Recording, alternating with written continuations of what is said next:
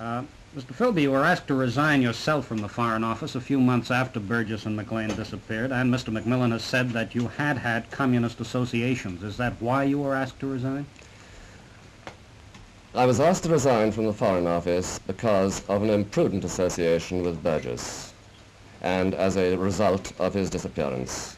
So, beyond that, I'm afraid I've got no further comment to make. Can you say when your communist associations ended, if I assume they did? The last time I spoke to a communist, knowing that he was a communist, was sometime in 1934. You got the script. That right?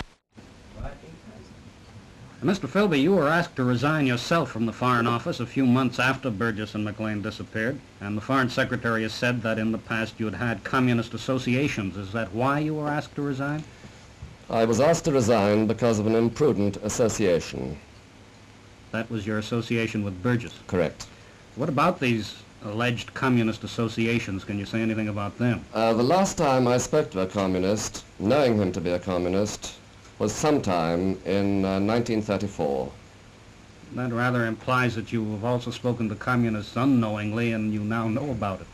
Well, I spoke to Burgess last in April or May 1951. He gave you no idea that he was planning to go? Never.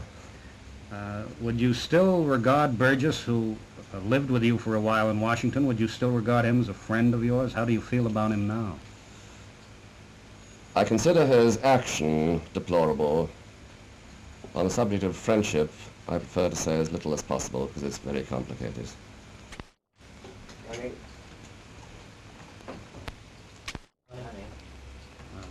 You have any other reason for keeping silent, Mr. Philby?